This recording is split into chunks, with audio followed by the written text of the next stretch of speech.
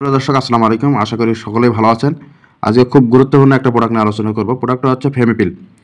এটি স্বল্প মাত্রার জন্মবিরতিকরণ পিল। আপনারা যারা বাচ্চা নিতে না চান এই পিলটি খেতে থাকুন। বাচ্চা পিল খাওয়া বন্ধ করলে আপনার গর্ভধারণ ক্ষমতা পুনরায় ফিরে আসবে।